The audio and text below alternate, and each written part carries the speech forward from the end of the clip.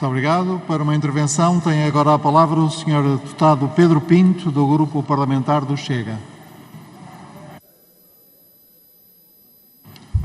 Muito obrigado, Sr. Presidente, Sra. Ministra, Senhoras e Senhores Deputados. Em primeiro lugar, saudar a Sra. Ministra porque é a única mulher de coragem deste Governo, porque os outros seus colegas fugiram todos, recusaram-se ao debate, furtaram-se, desapareceram e a Sra. Ministra está aqui para dar a cara. Felizmente que haja alguém. Vamos com quase uma hora de debate. Ouvimos a intervenção da Iniciativa Liberal e ficámos sem perceber qual é a posição. É que a Iniciativa Liberal em Belém diz uma coisa, numa comissão diz outra e agora aqui neste Parlamento diz outra. Era importante esclarecer qual é a posição da Iniciativa Liberal, porque ao fim e ao cabo já disseram três coisas diferentes. Eu não sei se cada deputado terá a sua opinião, mas o que é certo é que disseram três coisas diferentes e ninguém percebeu qual é a posição da Iniciativa Liberal.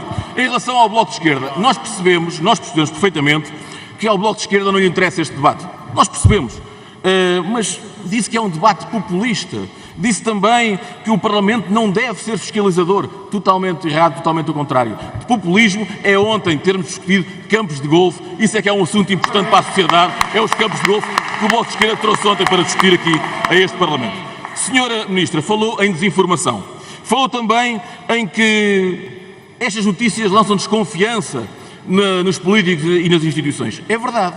Mas quem lança essa desconfiança é o seu Governo, são os seus ministros, é a promiscuidade que existe entre os seus ministros, os seus secretários de Estado, as famílias e isso tudo. Isso é que lança a desconfiança no Governo e isso é que é importante nós falarmos. Não me diga, Sra. Ministra, que fomos nós que lançámos, que somos nós que mandamos no polígrafo da SIC, quando revela mais 2 casos de incompatibilidades deste Governo. Somos nós que mandamos na comunicação social ou são os senhores? Os senhores é que dão dinheiro à comunicação social, não somos nós. Os senhores é que investem na comunicação social. Essa é que é a grande diferença. Os 15 milhões que todos os anos dão no Orçamento de Estado, os 15 milhões que o ano passado deram no Orçamento de Estado à comunicação social, então não fomos nós, não somos nós. Estão a ajudar e fazem bem ajudar a comunicação social. Agora, não venham dizer que nós mandamos na comunicação social, porque é totalmente o contrário. Não me diga que fomos nós que fizemos esta notícia. Irmã de governante, faz negócios com o Cireste. Foi o Chega que fez esta notícia. Foi o Chega que lançou esta notícia. Pelo amor de Deus, Sra. Ministra. E mais, a empresa do marido da Secretária de Estado das Pescas fez contrato com o Estado. Em Leiria, como já aqui foi dito. É vergonhoso. Teve que ser uma Câmara socialista. Lá está os ajustes diretos socialistas. É curioso que isto acontece sempre entre o Governo do Partido Socialista e as Câmaras Socialistas. Será alguma coincidência também ou serão os tais ajustes diretos que gostam tanto de fazer? Há uma coisa que a Sra. Ministra pode gostar ou não. A lei é claríssima. A lei é claríssima. Pode ser absurda, como quiserem chamar, pode dizer que não gosta, mas a lei é clara. E a lei é clara e tem que se cumprir. As leis fizeram-se para se cumprir e estes ministros não podem estar neste Governo, não podem continuar neste Governo.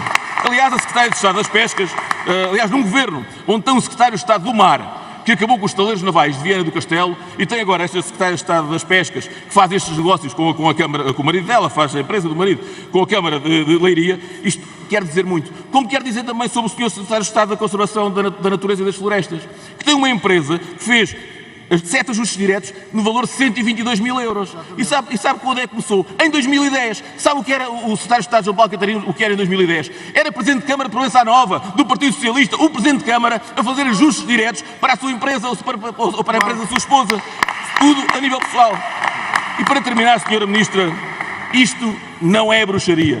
A isto não se chama bruxaria. Isto chama-se promiscuidade, falta de credibilidade, falta de ética, donos disto tudo e corrupção, uma palavra tão boa que o Partido Socialista gosta tanto. Eu podia falar em José Sócrates, Manuel Pinho, podia falar em tanta gente.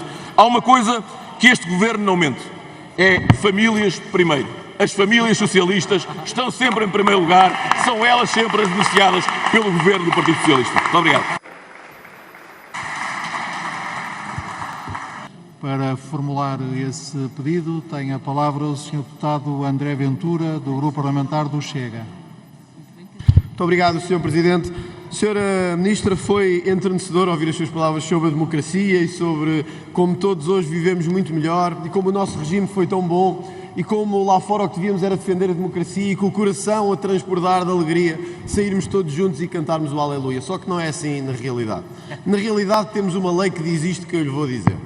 Os titulares de cargos políticos, a lei aprovada pelo Parlamento, o Chega nem estava no Parlamento ainda. Os titulares dos cargos políticos ou de altos cargos públicos de âmbito nacional, por si ou nas sociedades em que exerçam funções de gestão, e as sociedades por si detidas em percentagem superior a 10% do capital, não podem participar em procedimentos de contratação pública, intervir como consultores aos especialistas numa série de áreas. Eu não sei, Sr. Presidente, qual é a dúvida disto. Onde é que está a dúvida disto? E depois diz, cá em baixo, o seguinte: o regime dos número 2 e número 4, estes que eu referi, aplica-se também aos cônjuges que não se encontrem separados de pessoas e bens ou a pessoas com quem vivam em união de facto aos procedimentos de contratação pública. E, portanto, o que eu pergunto hoje, e o que eu tenho a certeza que milhares de portugueses estão a perguntar em casa é: mas que diabo, qual é a dúvida? Qual é a dúvida? Se a lei está aqui e é tão clara que se fosse aumentada a 1000% era igual e todos víamos a mesma coisa. Portanto, ó Sra. Ministra, essa conversa de que lutámos todos juntos, que hoje temos um regime melhor, que estamos as mãos, que somos pela transparência, não vale nada quando todos os dias abrimos as páginas dos jornais e vemos mais um ministro em situação de incompatibilidade. Não vale nada, vale zero, zero. Por isso, eu sei que para o Partido Socialista o que vale é vir sempre com esta conversa ao Chega, ao fascismo, vocês não vão nessa conversa e a Assembleia fica toda comovida com o fascismo e ai, os fascistas que ali estão. Só que nós não estamos aqui apenas para exigir ao PS, o que a Sra. Ministra disse no fim: não há democracia sem um Parlamento fiscalizador. Então que diabo, acordem, temos que fiscalizar o Partido Socialista e o Governo, que é isso que estamos aqui a fazer. E já agora, Sra. Ministra, eu creio que o parecer a que se referiu não diz nada sobre um ministro ser sócio-gerente da sua área. Eu pelo menos li o parecer, não está lá isso. Talvez o Sr. Deputado Pedro Delgado Alves consiga agora descobrir lá alguma coisa que não esteja. Mas, pelo menos, eu li o parecer e não está lá isso. E por isso eu quero que diga aos portugueses isto: como é que um ministro que, quando toma posse, é sócio-gerente de uma empresa na área da saúde, pode não estar em incompatibilidade? Quer dizer, como? Objetivamente. Gostava de perceber como. Qual é o parecer? É um parecer que ainda não existe, mas já está a ser escrito no gabinete do Partido Socialista? Quer dizer, qual é o parecer? Qual é a razão? Qual é a regra? Para que as pessoas lá fora não digam isto é tudo a mesma coisa, só estamos aqui hoje a tentar encobrir ainda mais o Governo, porque a nós, Sra. Ministra, cabe-nos fiscalizar. E como disse bem, não há Governo forte sem uma oposição que o fiscalize.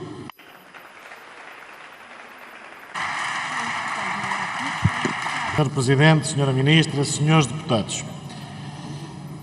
Ó Sr. Deputado Rui Tavares, conhece o homem que quer destruir o mundo? Conhece Jorge Soros? Conhece a Open Society Foundation? Como se diz na minha terra, não o regurgite para o ar porque vai-lhe cair em cima. Sr. Deputado, fica a lição dada. Sra. Ministra, confesso que fiquei quase comovido com a sua primeira intervenção. A apelar à calma, à democracia, às instituições e quase a pensar assim: lá vêm estes malandros falar numa coisa que estava quieta. Os malandros do Chega vieram pegar no caso das incompatibilidades quando isto até estava quase a passar. São estes traquinas que de vez em quando se lembram que, por acaso, no distrito de Braga, nós Partido Socialista, temos um autarca que gere a Câmara em prisão domiciliária. São estes tipos, estes malandros, que de vez em quando se lembram de trazer a debate que o nosso Governo está carregado de familiares. São tios, são primos, é o cão, é o gato, é o periquito, é tudo nosso. Para que é que estes tipos trazem isto a debate? Sra. Ministra, é um assunto sério demais para ficar caído no esquecimento, ou então para fazer como fez o PSD. A Sra. Deputada Emília Cerqueira diz: sim senhor, há um caso de incompatibilidades. O Ministro das Infraestruturas tem um caso concreto de incompatibilidades, mas, no entanto, não traz este assunto a debate, vem falar em populismos, mas é o Chega que tem que assumir o papel da direita e trazer um tema com esta importância a debate, porque o PSD não tem esta coragem.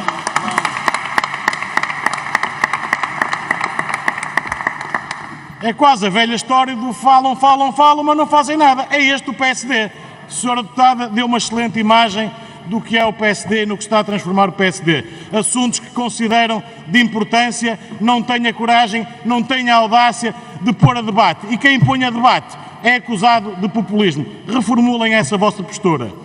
Sra. Ministra, é importante perceber que aqui não há demagogias, não há populismos. É importante perceber que temos duas leis distintas.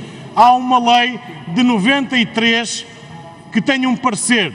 Há uma lei seguinte, de 2019, para a qual não tem parecer.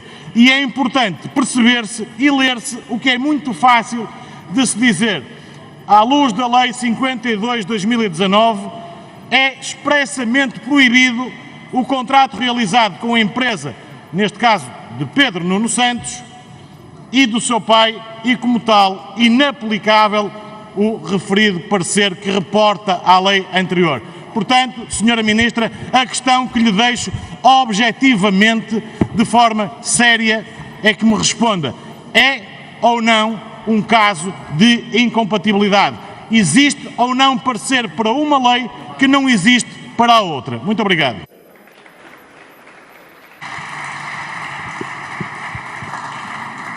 Muito obrigado. O Sr. Deputado tem um pedido de esclarecimento para formulá-lo.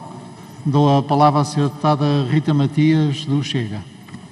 Muito obrigada, Sr. Presidente. Sr. Deputado Rui Rocha, a primeira pergunta que gostava de colocar à Iniciativa Liberal é se, de facto, clarificou ou não a sua posição relativamente a este tema das incompatibilidades. Porque a notícia que nós temos aqui é de que Pedro Nuno Santos diz que agiu de boa fé sobre a empresa do pai. E a Iniciativa Liberal vem em sua defesa. Portanto, não percebemos bem as posições. Aqui no Parlamento dizem uma coisa, na comunicação social, que é bem mais solidária convosco do que connosco, dizem outra. Acho que é importante esclarecer. Mas depois pergunto também, senhores deputados, peço que me deixem intervir, por favor. Posso continuar, Sr. Presidente? Obrigada, muito obrigada. Tivemos a oportunidade aqui ao longo do debate de ouvir muitos comentários sobre a qualidade da democracia e a beleza das instituições e eu gostava de partilhar convosco alguns dados. O ano passado, 88% dos portugueses diziam acreditar que existem graves problemas de corrupção do governo. Mais de metade dos portugueses consideravam que o governo socialista tinha feito um mau trabalho no combate à corrupção.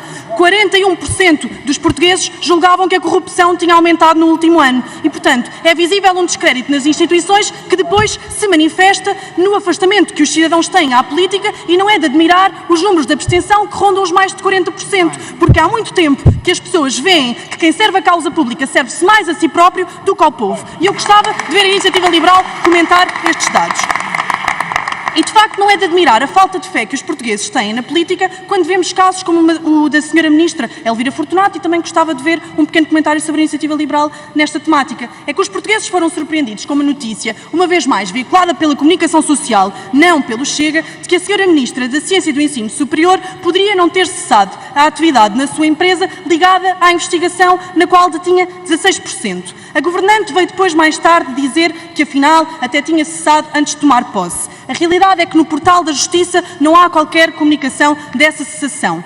Mas a Sra. Ministra vai mais longe e, de acordo com as palavras da própria, até nos diz que está tudo bem porque fez a transmissão da cota para o seu marido, como se isso descansasse muito os portugueses. No entanto, resta esclarecer se de facto está casada em comunhão de facto ou não, porque senão a situação de incompatibilidade mantém-se. E, portanto, a Iniciativa Liberal acompanha-nos neste caso, em que é preciso dizer que a mulher de César não basta ser, é preciso parecer também.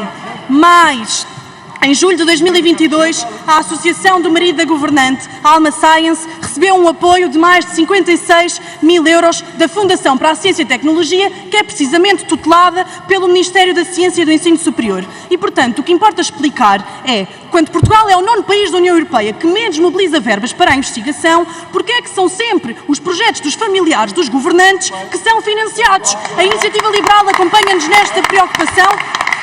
Termino com uma última questão. Em 2020, a Sra. Ministra deu uma entrevista onde diz: tenho uma grande paixão pela minha família e pelo meu trabalho. E nesta entrevista pode-se ler também: não gosto de separar a profissão da vida pessoal. E, portanto, a Iniciativa Liberal acha que a Ministra está na condição de continuar as suas funções e que é capaz de separar a sua vida pessoal da sua vida profissional?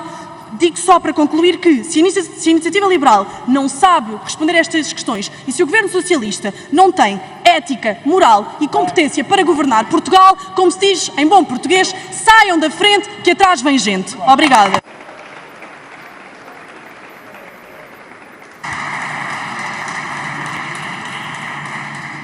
O Sr. Deputado Pedro Pinto pede a palavra, imagino que para uma interpelação à mesa. Sr. Presidente, exatamente. É porque Esqueça da mesa. Sim, mas é que isto já não é a primeira vez que sucede. O Sr. Deputado Rui Tavares é reincidente nestas coisas.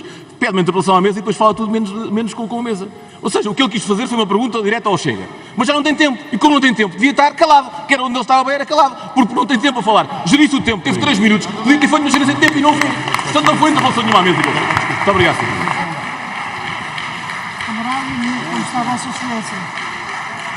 Sempre a somar vitórias.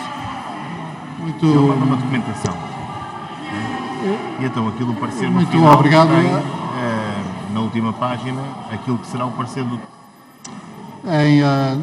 Na próxima Conferência de Líderes, veremos, no sentido de temos de nos entender sobre estes pedidos de esclarecimento que são formulados quando a pessoa a quem se eles são solicitados já não pode responder, são transformados em intervenções alterando a ordem das inscrições. Mas facilmente acertaremos isso em Conferência de Líderes, como temos sempre acertado tudo.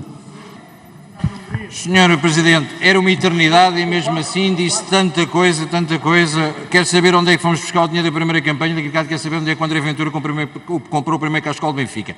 Tenha calma, preocupe-se com o que fez com o Joacine Catar Moreira, da forma como a tratou e como tem dito que inclusive não representava daqui para trás. O senhor diz que, inclusive, quando é para falar de economia tem 1 minuto e que depois tem aqui 3 minutos e que isto é uma eternidade. Há coisas que se calhar nem devíamos ouvir, devíamos tentar perceber que às vezes as influências na Câmara Municipal de Lisboa, com 7 assessores, poderia também configurar um favorecimento pessoal muito complexo. Quando vamos falar destes favorecimentos pessoais, vimos, por exemplo, o Bloco de Esquerda a chegar aqui e dizer: não vamos ser populistas, vamos falar do atum. Não vamos ser populistas e a lata de atum que lá está fora e o problema, os senhores deviam falar da lata de atum, do preço da batata, do preço do feijão, só que isso dava uma salada russa e não dava para ir aí ao lado. Porque esses preços foi o que os senhores ajudaram a aumentar e ajudam a aumentar quando tentam encobrir estes casos que acabam por indiciar vários princípios de corrupção. A Iniciativa Liberal tentou novamente vir para cima do Chega. O Sr. Deputado Carlos Guimarães Pinto só entrou depois porque não podia, entretanto, falar a uma só voz da bancada, porque, entretanto, já elogiou o deputado Pedro Nuno Santos. O PSD, o PSD, precisamos de perceber de uma vez por todas, se de facto concordam com a oposição, porque é que não trouxeram isto a debate primeiro? Porque é que vêm novamente a reboque? Porque é que se deixam nesta posição amorfa, que acabamos por não perceber aquilo que pretendem e que, confundindo as declarações do vosso líder, acaba por ser muito confuso. A senhora Ministra hoje disse: o Chega não quer escrutinar absolutamente nada, quer destruir as instituições. O Chega quer precisamente fiscalizar, e dou-lhe um exemplo que sem nós já não funciona sequer o Parlamento. Ontem, como não elegeram um vice-presidente nosso, foi preciso interromper os trabalhos para uma necessidade do Sr. Presidente da Assembleia da República.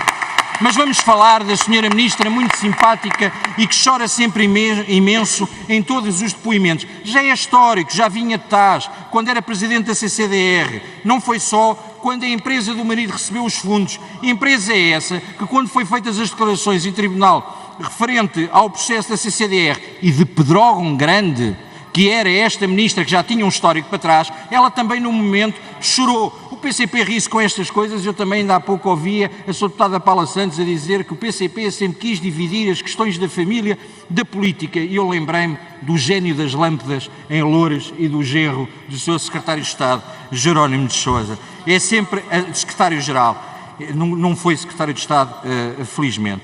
Temos esta situação da senhora Ministra Ana Abrunhosa, que depois de Pedrógão tinha a empresa do marido, tem um sócio que também já tinha sido acusado de casos de corrupção. A mesma Ministra que, entretanto, também já tinha processos por cartas anónimas enviadas por difamação para destruir a carreira do antigo Presidente da CCDR. Ou seja, existia aqui um histórico, e o Sr. Deputado Rui Tavares e o Sr. Deputado Pedro Delgado Alves também. Realmente há uma coisa, depois de todo o paternalismo, há uma coisa que é clara, que era percebermos, devemos ler sempre até ao final, e no parecer da CCDR diz, no parecer da Procuradoria-Geral, diz claramente que tudo isto pode configurar algo muito complexo a nível ético e que devíamos cuidadosamente gerir estas relações. Sr. Deputado Rui Tavares, concorda ou não que estes ministros deviam demitir? Muito obrigado. Para uma intervenção tem a palavra o Sr. Deputado Pedro Frazão, do Chega. Muito obrigado, Sr. Presidente, Sra. Ministra, Srs. Deputados. De facto, a política sem ética é, de facto, uma vergonha. E a falta de ética do PS transformou-se numa história grega uma tragicomédia grega, que de facto nos trouxe a uma situação de veras caricata. A senhora ex-ministra Marta Temido, que está ali atrás, que nos veio agora provar que de facto há deputados que não têm nada que fazer, nem sequer foi para a Comissão de Saúde, para a sua área de especialidade, mas de facto ela demitiu-se, a senhora Marta Temido demitiu-se.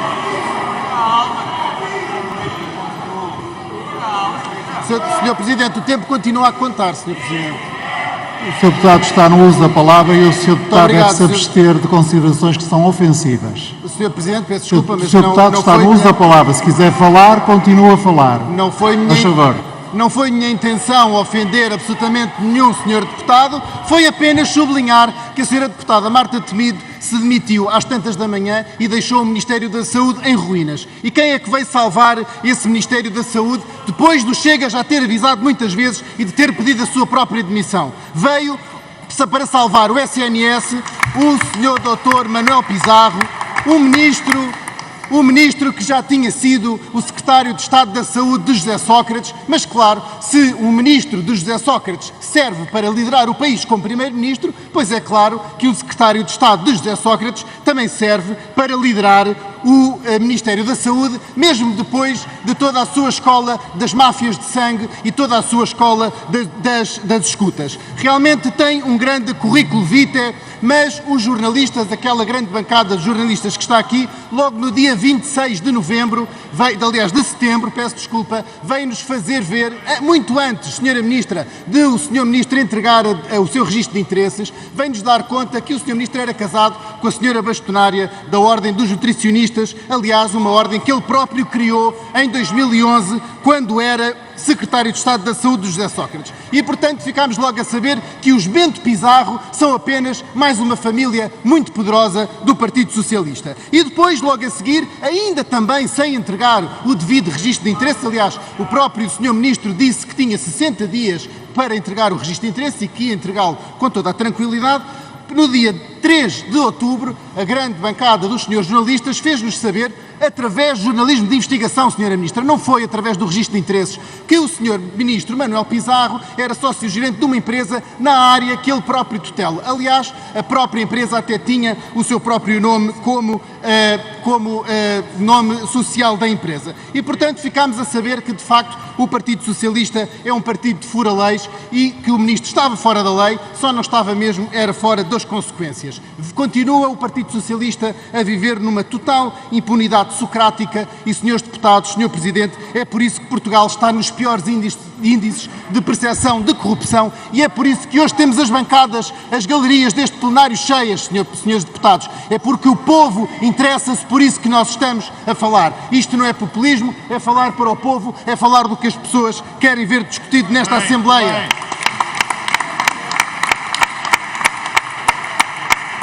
Portanto, Sr. Presidente, senhores deputados, Sra. Ministra, quero-lhe fazer-lhe duas perguntas muito concretas. O Sr. Ministro Manuel Pizarro já fechou a sua empresa, já vendeu a sua loja, a quem é que vendeu a loja e por quanto é que vendeu a loja, Sra. Ministra? Eu sei, calma, Srs. Deputados, eu sei que falar em lojas e em Partido Socialista, tendo a ver com o governo de Sócrates, vos enerva muito. Mas não estamos a falar da loja Mozart nem nenhuma outra loja, estamos a falar da loja do Sr. Ministro. De facto, o caso de Pizarro é bizarro. Muito obrigado, Sr. Presidente, vou já terminar. E não vale a pena o Sr. Deputado Pedro Delgado Alves repetir o seu mantra: nós estamos acima da lei, nós controlamos a lei, nós atropelamos a lei. Toda a gente no país já percebeu que o PS está acima da lei, mas já há três saídas para esta situação. Ou os ministros ganham vergonha e se demitem, Sra. Ministra, ou o Tribunal Constitucional aplica a lei exatamente como ela está, ou então vamos dizer que uma lei tem que ser interpretada passando o intestado de incompetência a quem escreveu a lei, a quem promulgou a lei, que foi o Sr. Presidente da República, e um atestado de burrice a todos os portugueses que querem enganá-los nas suas barbas sobre aquilo que está a acontecer em Portugal. Muito obrigado.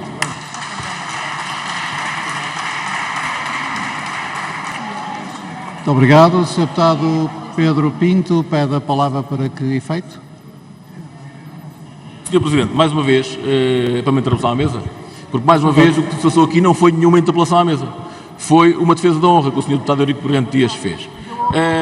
Eu não vou alongar sobre aquilo que disse, até porque estou a fazer uma interpelação à mesa sobre a condução dos trabalhos, e aquilo que nós achamos nesta bancada da condução dos trabalhos foi que o Sr. Deputado Pedro Frazão foi interrompido pelos senhores deputados do Partido Socialista com gritos e com berraria que aconteceu, por 120 deputados do Partido Socialista.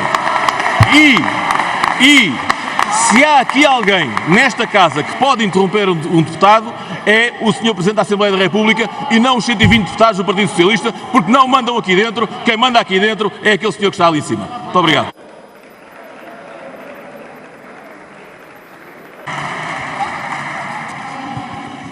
Reitero que um requisito mínimo, uma condição necessária do debate democrático que nós aqui temos, é que saibamos distinguir em cada momento a crítica política, que pode ser rude, agressiva, implacável, e o insulto pessoal.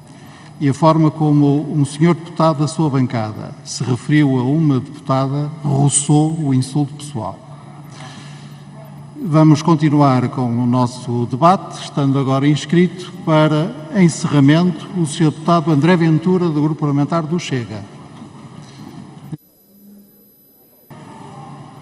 Senhor Presidente, senhores deputados, Senhora Ministra, o debate que chega agora ao fim é marcado por várias atitudes, mas sobretudo por uma atitude incompreensível para os portugueses de olhar para o lado e esconder um problema tão sério à nossa vida democrática. O Governo, que chamado a um debate destes, não dá um único esclarecimento sobre as incompatibilidades, dizendo apenas que os ministros cumpriram na sua perspectiva a lei. E depois dá-nos meia hora de ensaio sobre a democracia, sobre a sua luta e os fantasmas do presente e do passado. Eu tenho a certeza que muitos dos que assistem aqui hoje a este debate, como os milhares que nos acompanham em casa, eu tenho a certeza que o que esperavam hoje de um governo democrático era que viesse dizer, portugueses, nós falhamos onde não podíamos falhar. Falhamos. Falhamos na transparência que não conseguimos dar a Portugal. Falhámos quando ministros eram os arautos da transparência e foram os primeiros a acontecer, onde aconteceram situações de incompatibilidade. Falhámos porque prometemos mais transparência e menos corrupção. E não conseguimos que haja um dia sequer em que isso não surja aos olhos dos portugueses. Quem acordasse hoje em Portugal e pegasse na capa de um dos nossos matutinos ficaria certamente estupefacto. O Ministro das Finanças investigado em Portugal. O que temos hoje é esta Câmara a olhar para o lado e a dizer não queremos saber disso. O que queremos é discutir a pobreza energética, queremos é discutir os salários baixos, queremos é discutir a água, queremos é discutir a seca. Tudo certo, tudo certo. Mas foi este partido que trouxe este tema a debate, que apresentou no último Orçamento de Estado 300 e muitas propostas, todas chumbadas pelo Partido Socialista, sobre a pobreza, a seca e tudo mais. Não, Sr. Deputado Pedro Delgado Alves. O problema de tudo isto não é a redução teleológica, Sr. Deputado. Eu sei que para quem está em casa deve pensar assim, ai, a redução teleológica. Era isto que andámos à procura durante este tempo todo. O ministro casado com uma dona de uma empresa recebeu dinheiro do Estado, redução teleológica. O ministro tem negócios com o Estado de uma área que tutela, redução teleológica. O que recebeu fundos comunitários e foi pago pela própria ministra que liderava a CCDR, redução teleológica. E em casa as pessoas hoje vão adormecer com esta palavra, redução teleológica. Mas há uma coisa que eu lhe digo, Sr. Deputado Pedro Delgado Alves, não há redução teleológica que pague o sentimento de vergonha que eu e milhões de portugueses temos por este governo cada vez mais incapaz em Portugal. Sim, hoje talvez pudéssemos, Sr. Deputado Pedro Filipe Soares, estar a discutir a pobreza e os salários e o preço do atum e das couves e do leite. Devíamos, Sr. Deputado. Sabe porque é que não estamos? Porque elegemos um governo que não consegue combater o maior dos nossos males, que se chama corrupção. Porque se tivéssemos, não tínhamos que estar aqui a discutir isso. Se tivéssemos, não tínhamos que estar aqui a discutir isto. Outros, claro, preferem falar do financiamento das campanhas e das assinaturas, mas não querem falar tanto do dinheiro do Jorge Soros ou de onde os seus familiares estão em gabinetes de políticos. Talvez isso seja um alerta para aqueles que gostam de estar sempre aqui a atirar ao ar, mas se esquecem, são o pior que a democracia transporta para Portugal. Por isso, Sr. Presidente, Srs. Deputados, Srs. Membros do Governo, o parecer que invocam não se aplica a esta legislatura. Eu queria deixar isto claro como água a quem nos está a ouvir. O parecer invocado pelo PS para sustentar as incompatibilidades não se aplica nem com redução teleológica, nem com extensão teleológica aos casos aqui presentes. Não, Senhora Ministra. O caso é claríssimo. Pedro Nuno Santos, Manuel Pizarro e Ana Abrunhosa violaram a lei deste país. Violaram a lei aprovada por este Parlamento. Violaram e todos sabemos que violam a lei. Agora só temos uma opção perante nós. Ou exigimos responsabilidade, ou a lei da República morreu hoje aqui neste Parlamento, enquanto exigimos responsabilidades ao Estado. Senhor Presidente e senhores deputados, uma senhora ministra vai dentro de minutos encerrar este debate. E eu tenho a certeza que vai explicar ao país como é que um ministro pode ser sócio-gerente ao mesmo tempo. Já não sem a redução teleológica do Sr. Deputado Pedro Delgado Alves, mas com a abrangência e a capacidade que reconhecemos à Sra. Ministra de explicar como é que um Ministro da Saúde, no dia em que toma posse, pode ser sócio-gerente. Mas também vai explicar como é que uma lei que não se aplica aos negócios com familiares vai poder englobar o de um Ministro que com o seu pai tem negócios com o Estado. E talvez consigamos chegar ao fim do debate e talvez nos explique a todos como é que uma senhora ministra consegue estar casada com alguém que recebe fundos comunitários, tutelando ela a área dos fundos comunitários. Sem conversa, sem Venezuelas e sem Hungrias. É isto que queremos decidir daqui a pouco, senhora ministra. É que explique a Portugal como é que estes casos aconteceram. Sem demagogia, sem a conversa velha dos tanques que um dia chegaram à Avenida da Liberdade, os cravos na mão e a conversa que nos deixa a todos muito sensibilizados, mas que já não diz nada a ninguém lá fora. Portugal está a cair todos os dias no índice da corrupção, que destrói o Estado, mata a confiança e destrói a nossa democracia. Hoje ouvimos falar de Sá Carneiro, ele próprio que dizia que não há democracia sem corrupção. Seus deputados do PSD, da Iniciativa Liberal, seus deputados do Chega, a direita tem o dever de exigir a este governo mais do que palavras, mais do que conversa, mais do que cravos na mão. Tem direito porque eles pagam os impostos que nos sustentam, que pagam os nossos salários e que sustentam aquilo que nós somos hoje. Portugueses, nós temos de exigir responsabilidade a este governo. E se eles insistem na conversa do 25 de Abril, dos fantasmas, do fascismo e do que quiserem, nós vamos exigir a outra conversa. É responsabilidade. Corrupção nunca mais em Portugal.